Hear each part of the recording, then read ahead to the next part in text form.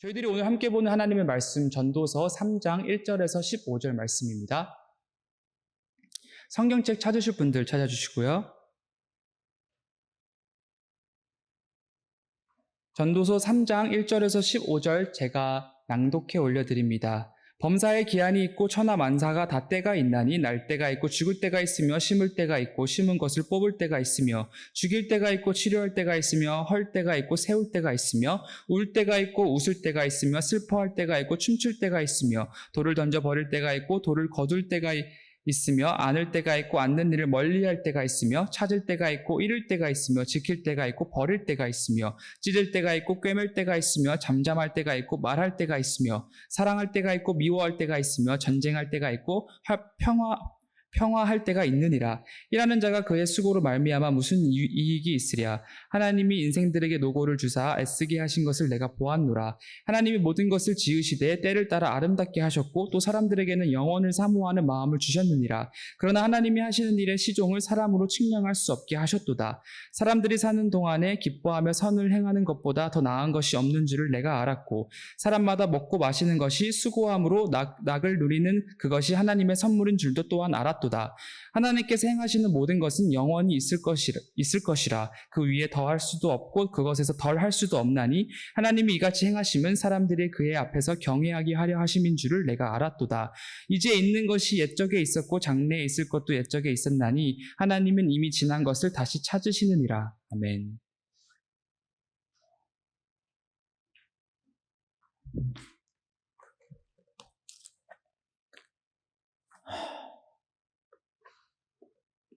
기도하겠습니다.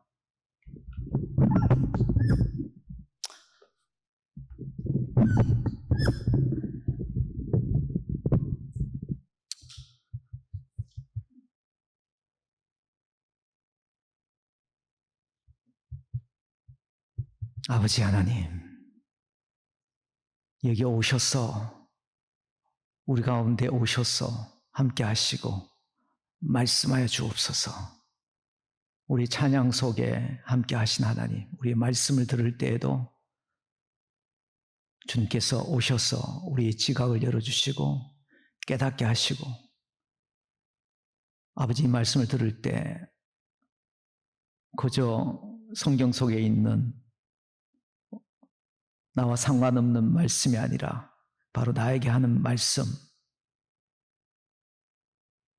나의 삶을 살펴볼 수 있고, 그래서 내가 이 말씀을 통해서 어떻게 분명하게 반응해야 될지 아는 말씀으로 그렇게 찾아와 주시옵소서.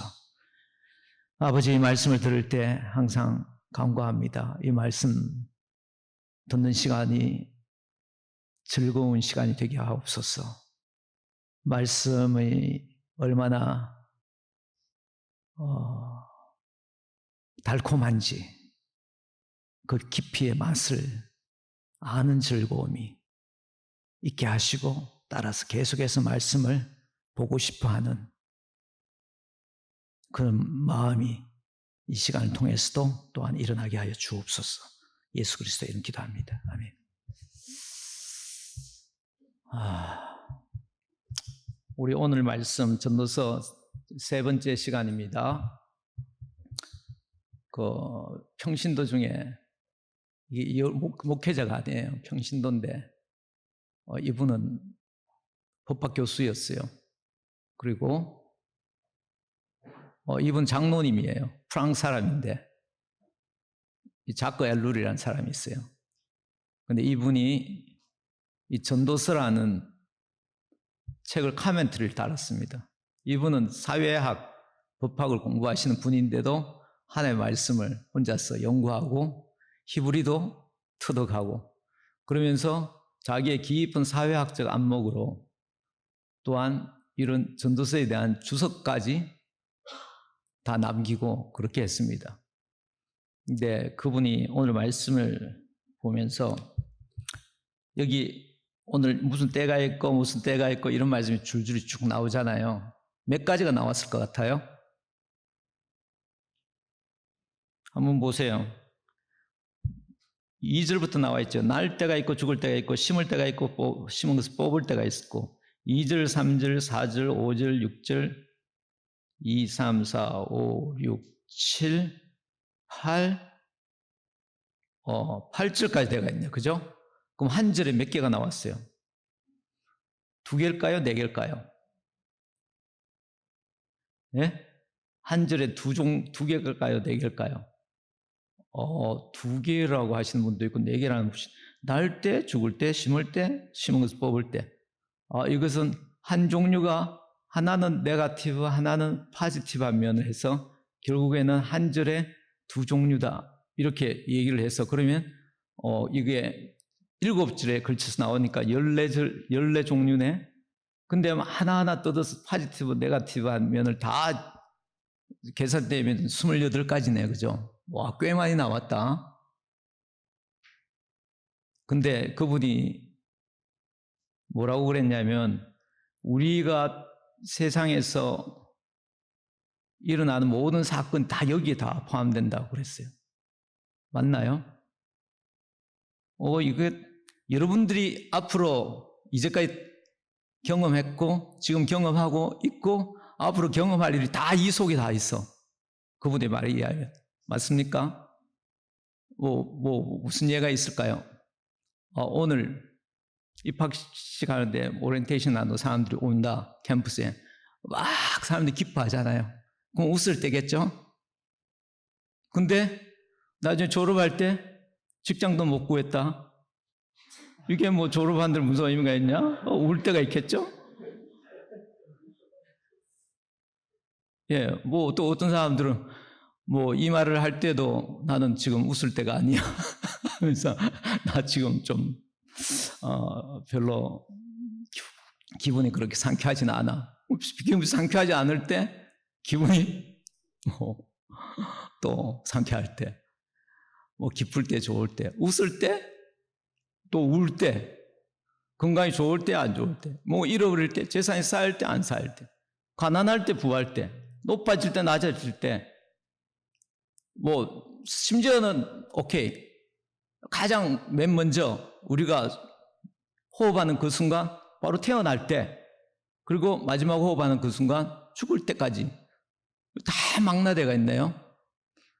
자, 이런 모든 해 아래에 있는 모든 것들이 다 망라될 수 있는 그 일을 여기에서 말씀하면서 하고자 하는 말씀이 뭘까? 그런 상황 속에서 여러분을 사랑하시는 하나님은 여러분들이 지혜가 있기를 원해요. 예, 우리가 이 모든 상황 속에서 뒷부분에 가보면 기뻐하고 즐거워하고 감사하고 하나님을 경험하기를 원합니다. 한번 살펴보도록 하겠습니다. 내가 해 아래 3장 1절 범사에 기한이 있고 천하만사가 다 때가 있나니. 자, 오늘 이 말씀을 보면 사람들이 가장 오해할 수 있는 게 뭐냐? 모든 것이 다 때가 있다. 그러면 그 때를 잘 분별할 수 있는 것이 중요하겠다. 그 말이 틀린 말은 아니에요. 근데 지금 오늘 포인트는 그 말씀하는 게 아니에요. 그러니까 어떤 때에 관한 때를 이야기하지만 모든 사건, 모든 일들은 일어나는 이상, 해 아래에서 일어나는 이상 항상 시간을 점유하고 있습니다. 맞나요? 시간이 들어가 있지 않는 무슨 사건, 사고, 일들이 있나요? 항상 여러분 이공계 같으신 분들은 다 간단히 딱 한마디 하겠죠. 이 세상은 다 스페이스 타임이다. 스페이스 앤드 타임이 아니라 스페이스 타임.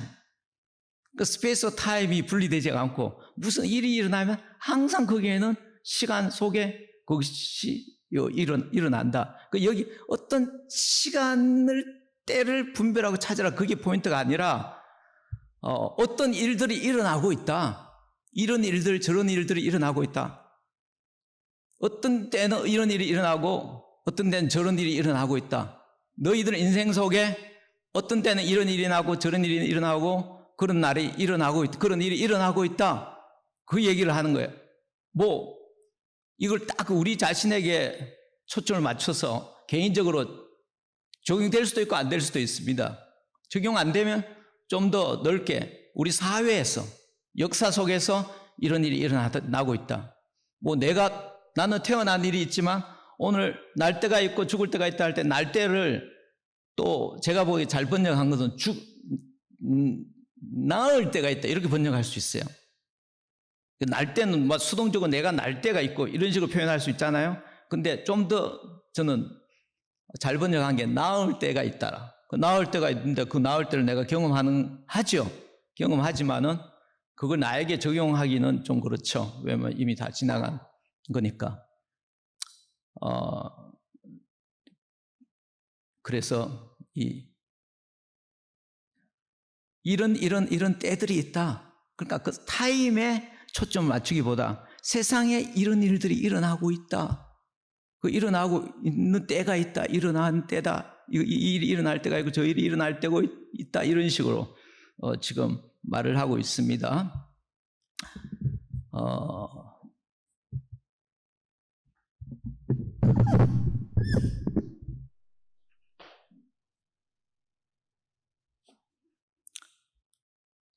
근데 여기 보면 지난 시간 여러분 기억할지 모르겠지만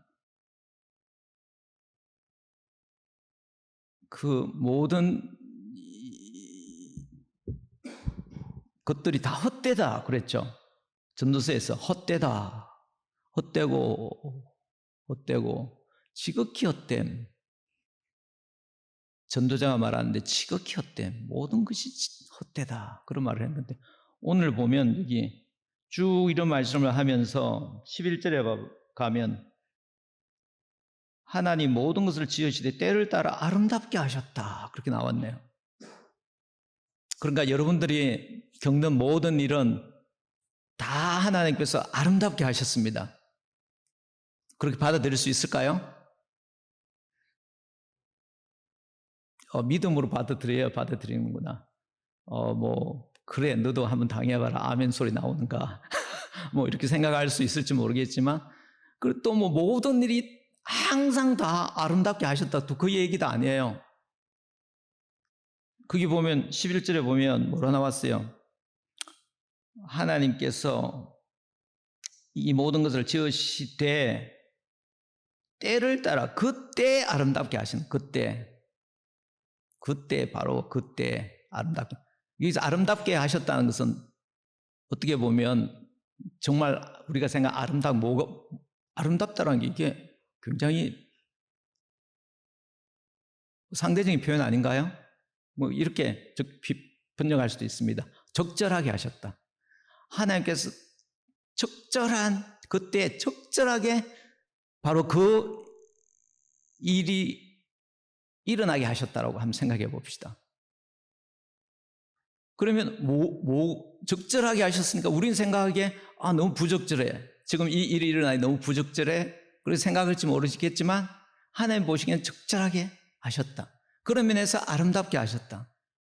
그런 면에서 그 일들이 어떻게 보면 나는 부정적인 일이기 때문에 그걸 거부하고 싶지만 그러나 그 일을 아름답게 하셨다. 적절하게 하셨다. 그래서 가치 있는 것이다. 그것 의미 있는 것이다. 라고 그렇게 받아들일 수 있지 않을까요? 삶에 일어나는 모든 상황 속에 바로 적절하게 그 일을 하셨다. 그랬을 때 우리가 맞이하는 능동적이겠지만 대부분 수동적인 상황 속에서 그 일들을 맞이하게 될 때 받아들이는 그 마음. 지금 이때 적절하게 의미 있게 가치 있게 하셨다. 낳는 것이 그때 아름답게 하셨다. 그걸 어떻게 이해할 수 있을까요? 낳는 것. 여러분들 어떤 사람들은 그러잖아요. 우리 집에 남자애가 3명인데 남자애가 3명이 뭐 사람들이 뭐라고 무슨 표현을 쓰잖아요. 뭐 어떤 사람은 금메달, 어떤 사람은 뭐 동메달, 어떤 사람은 은메달. 남자애 3명 키우면 너무 힘들다는 의미로 무슨 말을 하는데, 여러분 그런 사람들 말 다 듣지 말아요. 예? 그 너무 힘들 것만 있는 것이 아니라 좋은 것도 있어요. 어떤 사람은 그러잖아요. 결혼, 그거 왜 힘들게, 그거 왜 결혼하느냐? 예? 여러분들의 상황이 아니지만 어떤 상황 사람들은 그렇게 하는 사람이 있습니다. 그 힘든 결혼 나는 왜 하느냐? 근데 결혼한 사람보다 다 힘드니까 아우 저런 결혼 안 해야 되겠다 그렇게 생각하죠. 근데 여러분들은 아주 그 사람의 좁은 면만 보는 거죠. 그분들이 좋을 때도 있는 거예요. 기쁠 때도 있는데 여러분들에게 표현될 때, 우리에게 바깥으로 표현될 때 항상 힘들게 표현될 수도 있죠. 자녀를 낳는 것이 자녀를 낳는 것이 어떤 사람들은 자녀 낳는 것이 뭐 정말 고역인 양 이 힘든 세상에 왜 그런 자녀까지 낳아야 되냐. 자녀를 뭐 어쩔 수 없이 못 낳는 사람도 있지만 낳을 수 있는 상황인데도 포기하는 사람도 있습니다. 근데 그 자녀를 낳는 것은 그 낳는 그때 적절하게 하나님께서 하셨다. 그만큼 아름답게 하시고 그다음에 그만큼 가치 있다. 무슨 가치가 있겠어요? 그래서 사람들이 힘들다고 그러는데 그거 다 믿지 말아요. 그분들은 힘든 순간을 지금 내한테 표현하지만 그분들에게는 그것이 의미 있는 시간, 아름다운 시간이었다는 것은 우리에게 표현을 안 했기 때문에 우리가 모르는 거지. 그런 사람 말 다 듣고 세상을 평가하면 안 돼요. 오늘 말씀, 그 낳을 때 그 낳는 사람들이 고통스러울 수도 있겠죠. 어머니 같은 경우. 그렇지만 모르지만 여러분들 낳은 사람 여기 몇 사람 됩니까? 뭐 여기는 친구들이라 없네. 예. 그렇지만 낳은 사람은 한번 물어보세요. 그 시간에 어떠했냐고. 어떤 돌이켜보면 어떤 의미가 있고 가치가 있느냐 말하지 않겠어요? 그리고 옆에 있는 아버지도 마찬가지지만 낳지는 않았지만 그 옆에 있는 사람들이 그 경험하는 말할 수 없는 그 귀한 그 순간순간 그 느낌, 경험, 깨달음이 거기에 있단 말이에요. 죽는 것도 한번 봐요. 태어날 때 죽을 때가 있는데 죽으니까 죽을 때 뭐 사람 다 죽으니까 우리 1장, 2장 할 때 어차피 태어나지만 다 죽은 면에서 어떤 면에서 다 의미가 없지. 예, 그런 면에서 의미가 없죠. 수고해도 다 죽으니까. 그 절대적인 면에서 의미가 없지만 그러나 순간순간 하나님께서 그 절대적인 가치는 아니지만 상대적인 가치를 거기에 주셨다는 거죠. 그 어떤 것을 너무 세상에 있는 어떤 것들을 절대적인 가치가 있는 것처럼 그렇게 붙들면 그게 우상이 되는 거예요. 그렇지만 아무것도 가치 없는 것이 아니라 상대적으로 의미 있게 적절하게 아름답게 만드셨다는 거예요. 죽는 순간도 한번 봐요. 여러분 죽음 악인들에게 있는 죽음은 우리에게 어떤 의미가 있나요? 그건 기쁨이지. 이 악을 행한 사람 계속해서 살고 있다. 그 사람 죽어줘야 악이 더 이상 진화하지 않고 어느 정도 스탑하는 거예요. 그리고 또 한평생 또 뭐 어떤 삶을 살았든지 간에 그 죽는 순간을 정말 한번 생각해 보세요. 죽는 순간 한번 상상해 보면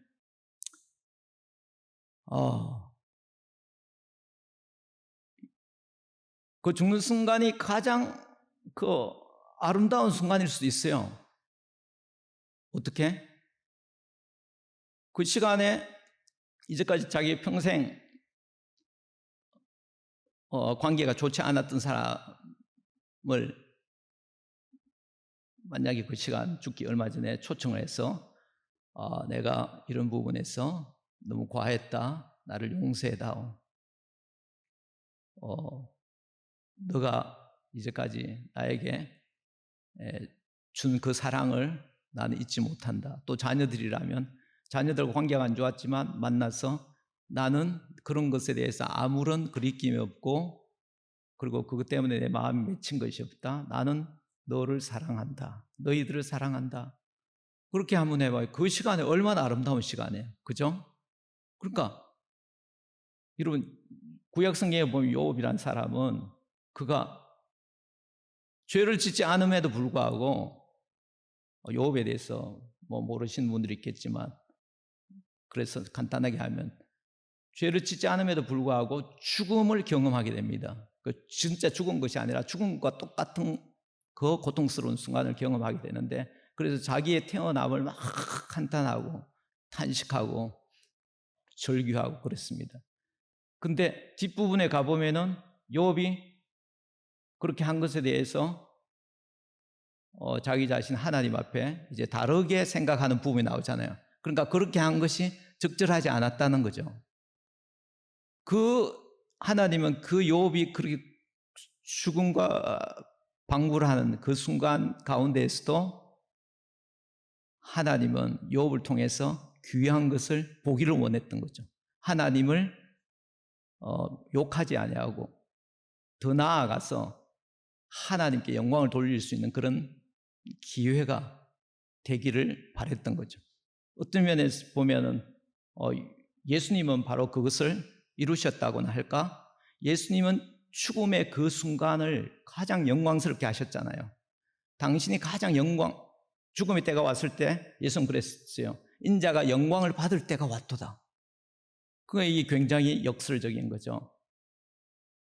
죽을 때가 됐는데 영광을 받을 때가 온 거죠.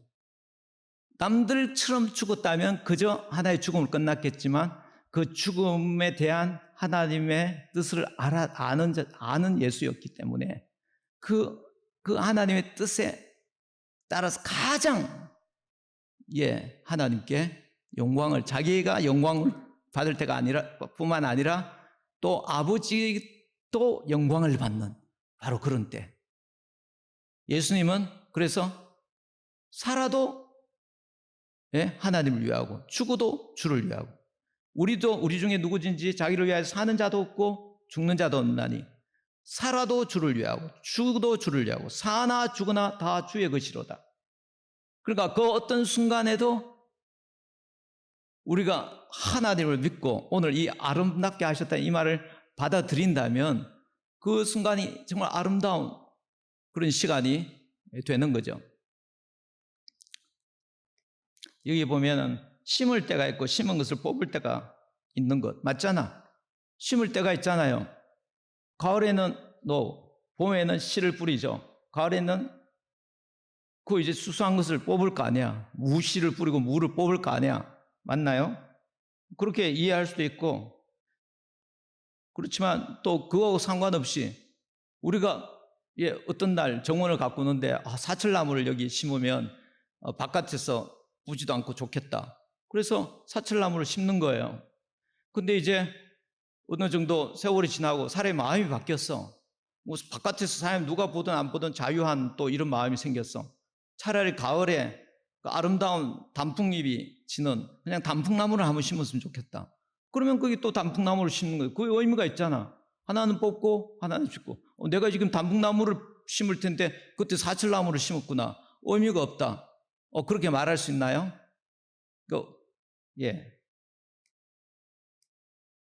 나중의 때를 생각해서 지금의 때를 부정하는 것.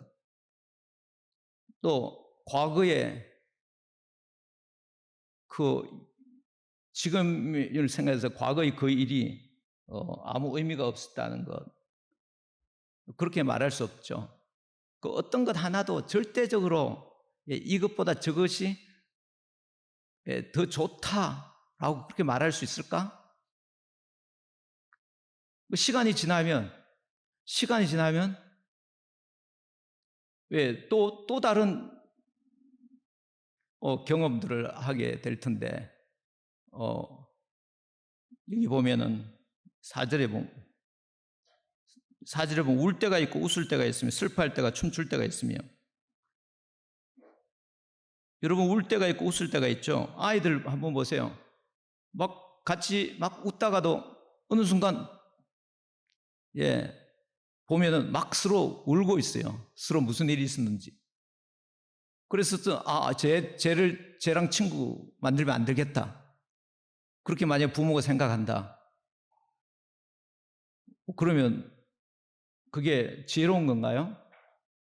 좀 이따가 다시 또 친해질 수도 있잖아.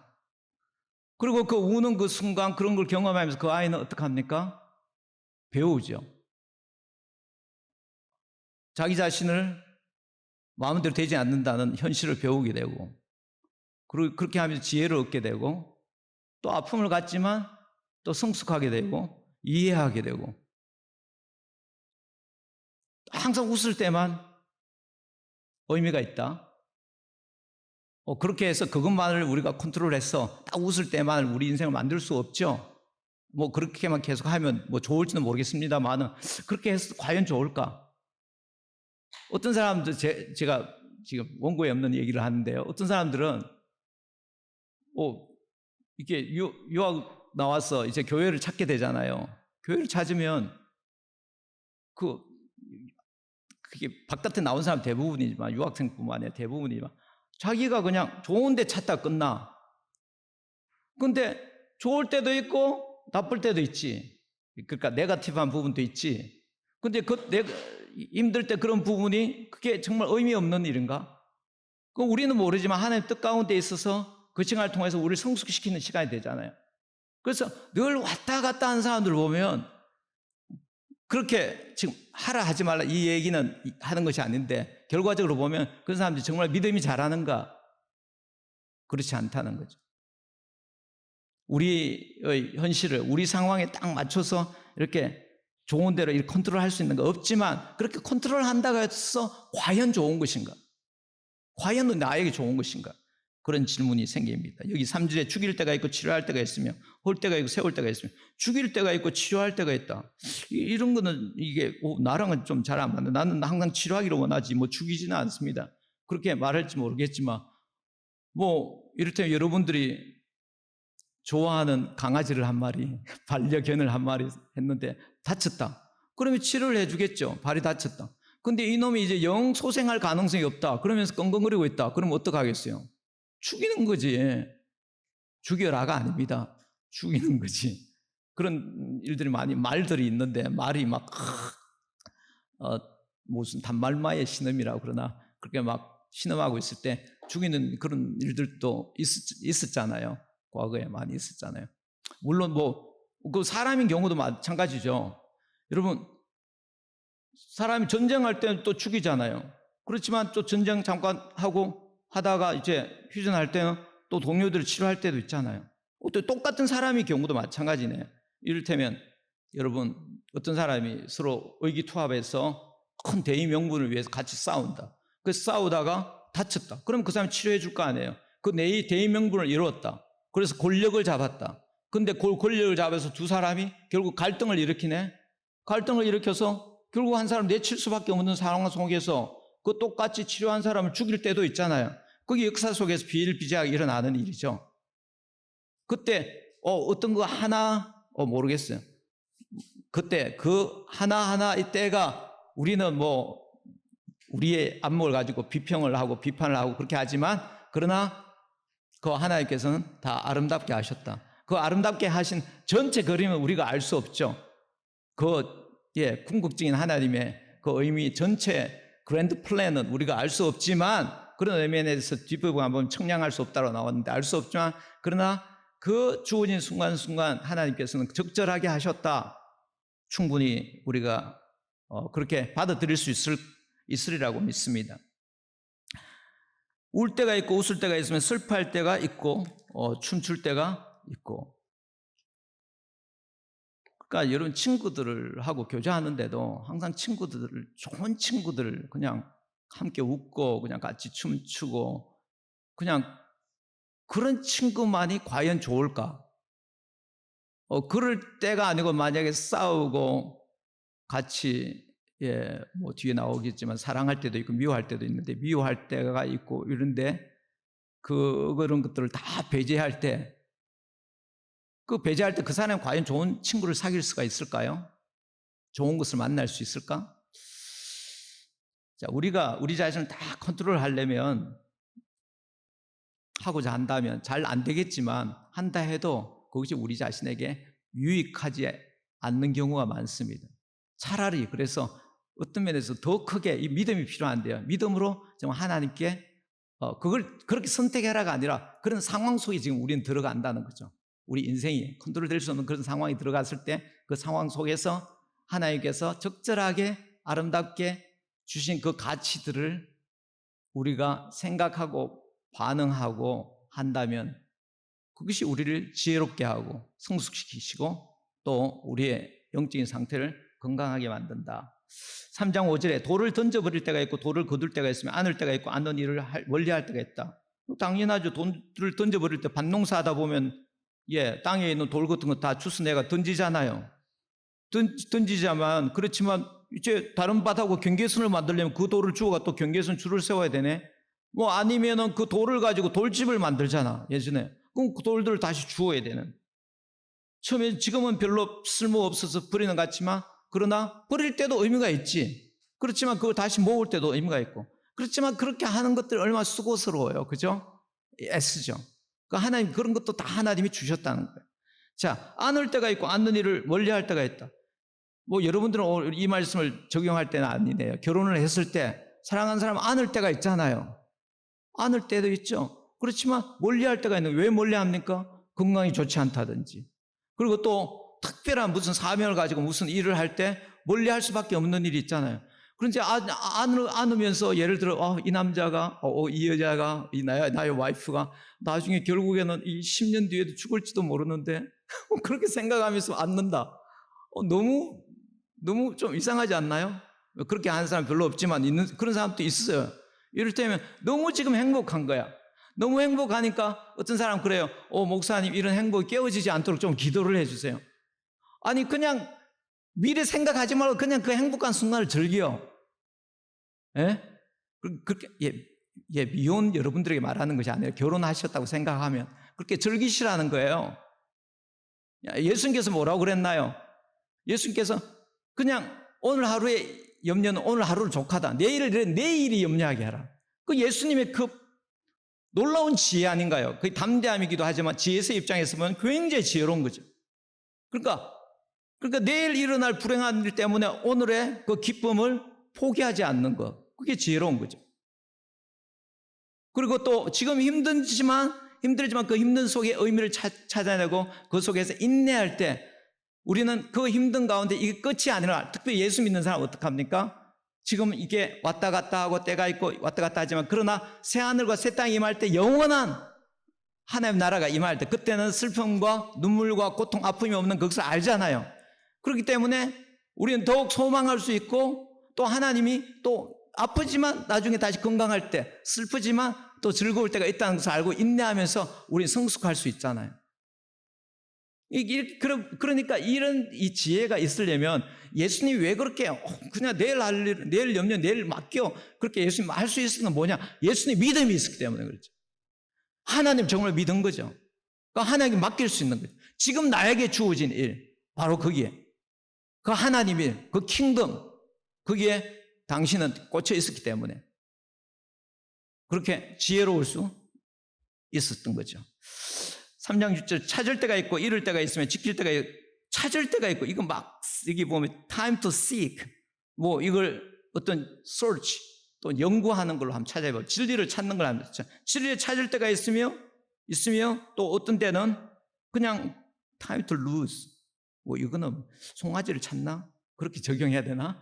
송아지를 찾을 때가 있고 송아지를 잃어버릴 때가 있고 오케이 그렇게 뭐 이걸 하면 어떤 사람은 돈을 벌 때가 있고 지금 적단할 때가 있고 그게 적용되네. 사업이 흥할 때도 있고 사업이 망할 때도 있고 지킬 때가 있고 버릴 때가 있어. 오케이 여기 한번 적용해 봅시다. 어떤 사람은 자기의 이론을 하나 만들어서 수고해서 이론을 하나 만들어서 너무 좋아. 근데 그걸 계속해서 지키기만 하나요? 그걸 버릴 때도 있는 거죠. 여러분 세상의 모든 걸 그렇잖아요. 모든 이론들 사람들 고민의 사회 정치 사회과학에서 그 이론들 그게 계속해서 먹혀드나요? 아니잖아. 그러면 물론 그런 것을 구축할 때는 그 이론을 만들 때는 그 의미가 있죠. 쓸모가 있죠. 그러나 그걸 계속 붙들고 있으면 어떻게 돼? 구닥다리가 되는 거죠. 자연과학도 마찬가지예요. 여러분 자연과학에서 여러분 어떤 이론을 하나 발견했다. 여러분 자연과학이라고 하지만 그 자연과학이라고 해서 평생 그렇게 진리로 나와 있나? 예?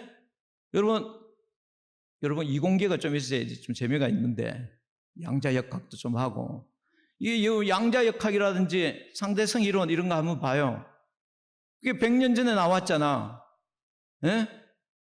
그게 그 전에는 뭐가 있어? 그 전에 물리학만 본다면 뉴턴 이론이 있었잖아. 근데 뉴턴이 뭐야? 뉴턴이 부분적으로 맞지만 어떤 면에서 너무 부족했다는 거지. 그렇죠? 그래서 상대성 이론이 나왔고, 그 다음에 양자 이론이 나왔잖아요. 근데 양자 이론, 상대성 이론 또 지금 얘가 그 상용화되고 막 기술을 적용하는 이런 시점이 되는데 거기 또 영원할 것인가? 그 어떤 시점에 또 어떻게 될지 모르겠어요. 아니, 그게 부분적으로는 다 맞죠. 그러나 어떤 더 큰 컨텍스트에서, 더 큰 이제 시각에서 보면 어떻게 될지 모른다는 거예요. 저는 말은 그렇게 된다라고 말하는 것이 아니라, 그러니까 그걸 킵할 때도 있지만 그것을 내던져 버릴 때도 있다는 거죠. 돈을 벌었을 때도 있지만 돈을 버릴 때가 있는다. 어떤 사람 계속해서 돈을 모으기만 한다.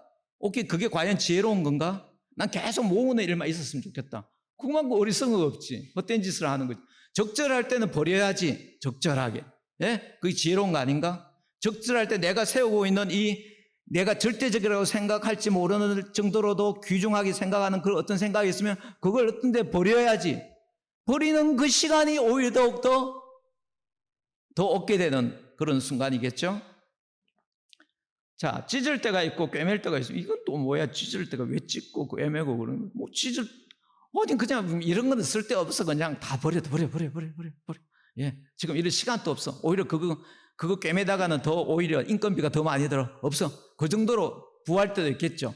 그렇지만 또 어떤 데는 꿰맬 때가 있고, 항상 부한 사람이 부하다 죽을 수도 있고 가난한 사람 가난하다 죽을 수 있는데, 지금 그걸 일일이 뭐 나는 안 그런데요 그렇게 이야기하지 마시고, 지금 세상에 그 모든 일들이 일어난다는 거죠. 그렇지만 그 찢을 때도 의미 있는 것이고, 아름답게 하시고 꿰맬 때도 의미 있는 것이고. 자, 그러면 뭐 어떻게 살거나 똑같네요. 뭐 그 이야기 지금 하고 있나요? 오케이, 이 부분에 대해서 설명 안 하겠습니다. 잠잠할 때가 있고 말할 때가 있으면, 그 잠잠할 수밖에 없는 상황이 있을 수도 있죠. 말할 수밖에 없는, 말하기 싫은데도 말할 수밖에 없는 그런 상황이 있을 수 있잖아요.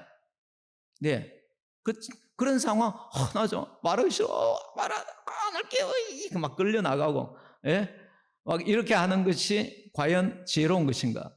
아, 하나님께서 적절한 그런 아름다움, 가치로 이 순간을 주셨을지 모른다. 그런 생각을 하면 믿음으로 그냥 말해야 될 그 순간도 맞이하게 되고, 사랑할 때가 있고 미워할 때가 있으며 전쟁할 때가 평화할 때가, 우리 인생 역사는 항상 전쟁할 때와 평화할 때죠.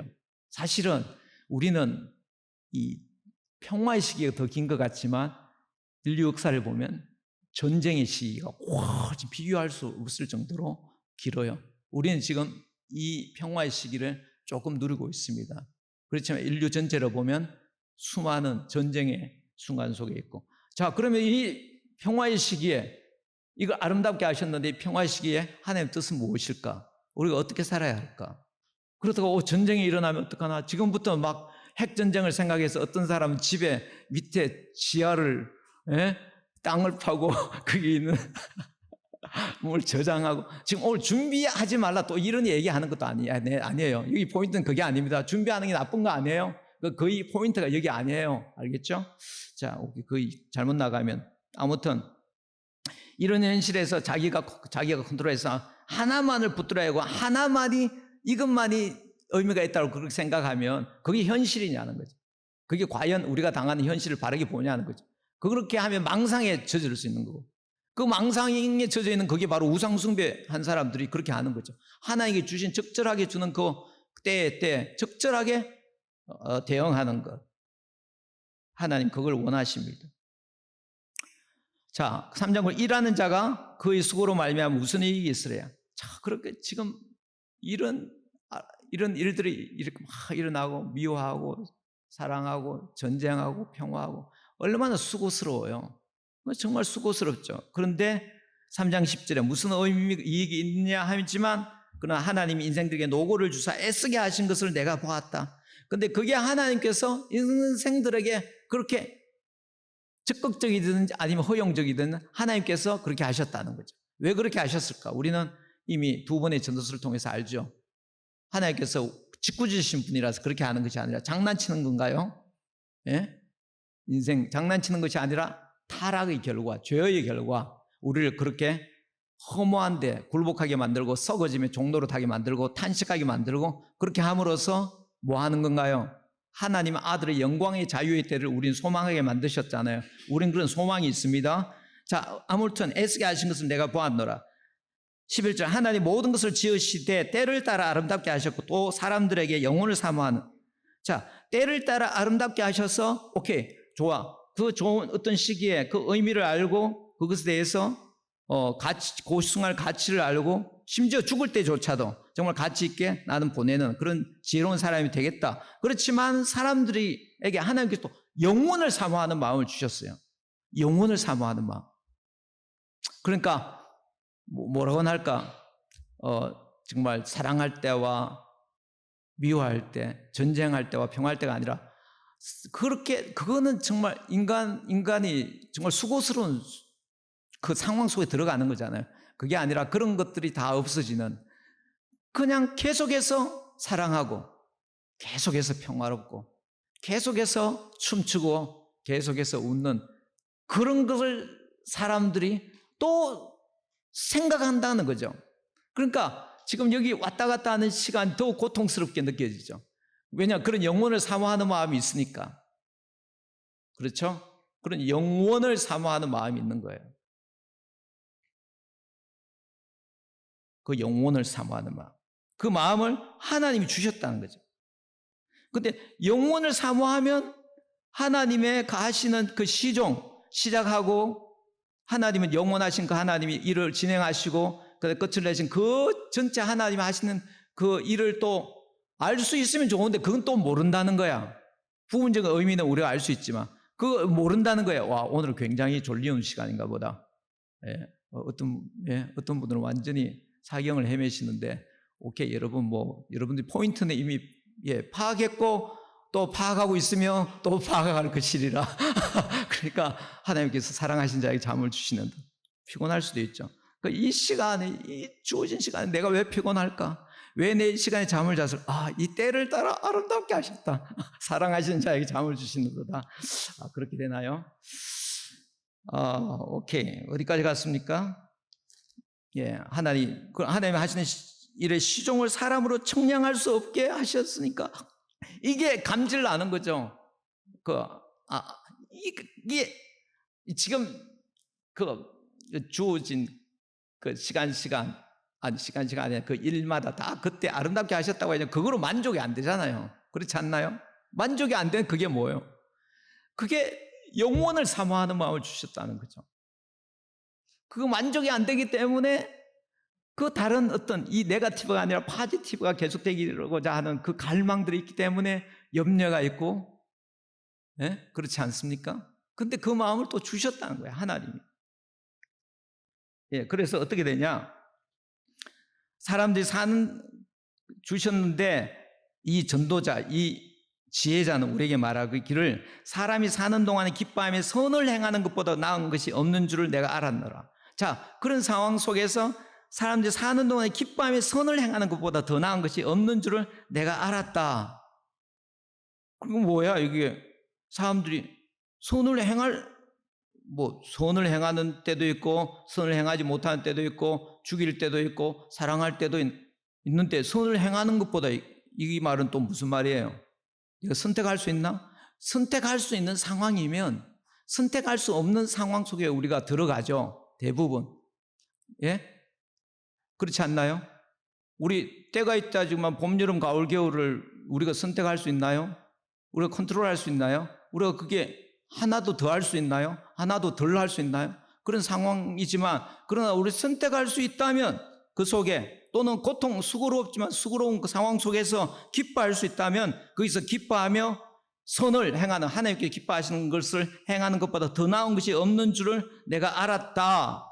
그리고 사람마다 먹고 마시는 것과 수고함으로 낙을 누리는 그것이 하나님의 선물인 줄을 또한 알았다. 그 영혼을 사모해서 아직 완전한 절대적인 만족을 못하지만 그러나 그 임시적으로 주신 그 사람마다 먹고 마시는 거고 수고하고 낙을 누리는 것이 하나님의 선물인 줄 또 또한 알았다. 하나님을 모르는 사람은 이 선물도 못 누리는 거죠. 염려하고 근심하고 걱정하고 준비하다가 미래의 행복 때문에 지금의 지금의 행복도 다 놓치고 수고하다 그렇게 사는 헛된 인생이 되는 거죠. 그것도 헛되지만 사실 하나님의 영원한 만족이 주시는 만족이 헛되지만 그 헛된 그 기쁨조차도 누리지 못한다. 그래서 정말 믿음이 있어야, 여러분, 믿음이 있어야 이 헛된 인생 속에서 그래도 기쁨 계속해서 누릴 수가 있습니다. 그러니까 어떤 사람들 그러잖아요. 소소한 즐거움을 자기는 누리는. 그건 너무 좋은 생각이에요. 소소한 즐거움. 그러나 그 소소한 즐거움이 자기가 생각이 소소한 즐거움이 아닐 때는 어떻게 해? 하나님을 믿는 사람은 일상적으로 소소한 즐거움이 있는 거예요. 그게 소소한 즐거움이 아니라 그것보다 더 큰 게 없어. 사람마다 먹고 마신 거 수고하면 낙을 누리는 그것이 하나님의 선물일 줄 알고 더 나은 것이 12절에는 그것보다 더 나은 것이 없는 줄을 내가 알았고 14절에 하나님께서 행하시는 모든 것은 영원히 있을 것이라 그 위에 더할 수도 없고 그것에 덜할 수도 없나니 하나님 이같이 행하시면 오케이. 여기 굉장히 중요한 말씀인데요. 그렇게 하나님께서 행하심은 그의 앞에서 경외하게 하려 하심이라. 지금 내가 기쁨을 누리는 것 오케이 하나 그렇지만 영원을 사모하는 마음이 있기 때문에 우리는 여전히 만족하지 못하는 부분이 있습니다. 그렇지만 그래서 그 기쁨이라는 게 완전한 절대적인 만족 가운데 있지 않고 계속해서 사모하는 마음이 있는데 그럴 때 느끼는 건 뭐예요? 우리의 유한함을 느끼겠죠. 우리가 이 상황을 내가 컨트롤할 수 없다는 걸 느끼겠죠. 내가 원하는 만족의 상태 그 파지티브로 계속해서 유지할 수 없다는 걸 느끼겠죠. 바로 그러면서 예수님께서 말씀하신 대로 키나 한 자나 더 할 수 있겠느냐? 예? 그러면서 하나님 그 영원하신 우리가 영원한 마음이 있기 때문에 우리의 유한함과 우리의 약함과 그것을 깨달으면서 하나님이 영원하신 하나님을 생각하게 돼. 그 순간순간 우리는 즐거움을 경험할 수 있는 지혜로운 자일 뿐만 아니라 그때 하나님을 생각하는 그 순간 바로 하나님 앞에 서는 그래서 하나님을 경외하고 두려워하고 내가 컨트롤하는 것이 아니라 하나님께서 행하시는구나. 그 하나님을 경외하는 하나님의 그 경외하는 그 순간이 하나님 임재를 경험하는 거죠. 이런 여러 가지 세상에 있는 모든 일을 다 생각하면서 이 지혜자는 하나님을 경외하는 것을 경외하는 순간으로 지금 들어가는 거죠.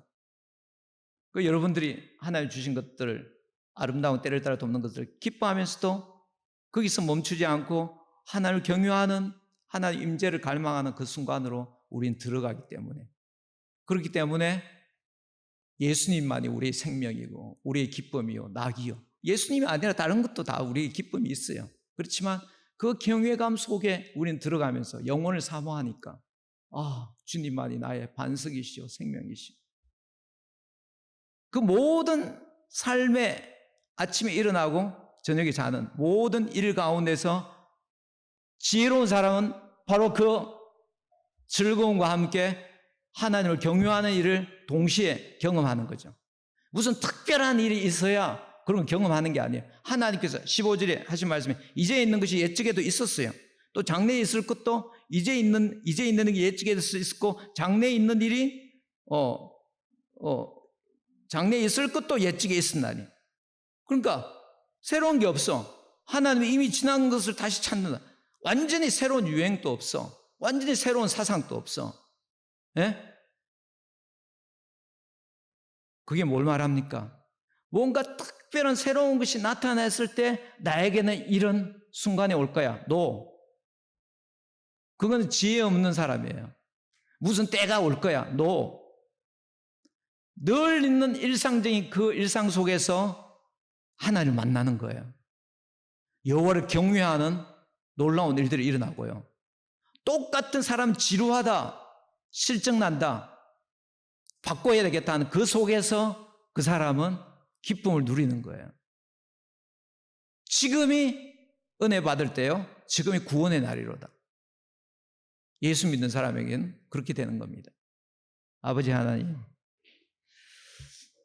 주님 오늘 말씀을 통해서도 영원하신 그 하나님 앞에 저희들 서는 경험을 하게 하시고 이번 한 주 생활하는 모든 순간순간 가운데 영원하신 하나님을 경험하는, 경유하는 그 자리, 그 순간을 저희들 갖게 하시고, 또한 수고하고 무거운 이 일상 가운데서 하나님이 주신 선물을 선물로 받아들이며 기뻐하는 그런 믿음을 주님 더하여 주옵소서. 예수님 이름으로 기도합니다. 아멘.